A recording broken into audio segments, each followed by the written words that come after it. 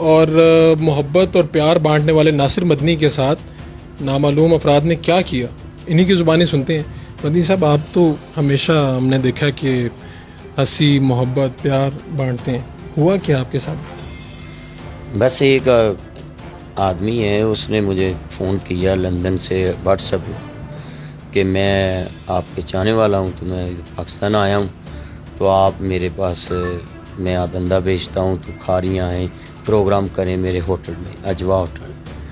میں نے کہا یار پابندی ہے، تو کہتا ہے ویسے دعا کر جائیں، میری والدہ کی خواہش ہے۔ تو میں دعا کرنے ادھر کھانا کھایا، تو میرے دوست دوسرے کی خواہش تھی میرے گھر میں آپ جائیں، تو اس نے بولا کہ نہیں میں اپنے گھر لے کے جاؤں۔ تو وہ اپنے گھر، وہ ڈیرا ٹیپ سا ڈنگا روڈ پہ ہے، کہ بنوریاں گاؤں فہاریاں سے پل اترتا ہے ڈنگا کی طرف،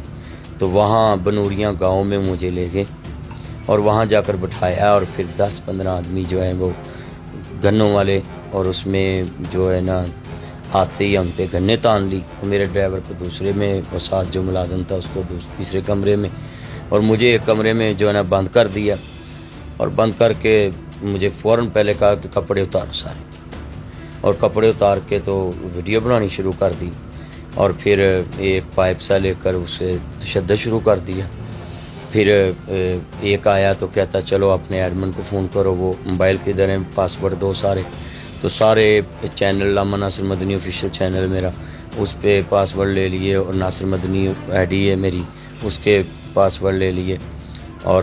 گنے تانی ہوئی تھی جب میرے سے پاسورڈ لے رہے تھے، مجھے تو یاد نہیں تھے، میں نے ان کے عمران اور عدنان بھائی میرے ساتھ ہوتے ہیں، ان کے نام دیے، ان کے نمبر دیے، میرے نمبر پہ ہی وہ کال کرتے تھے۔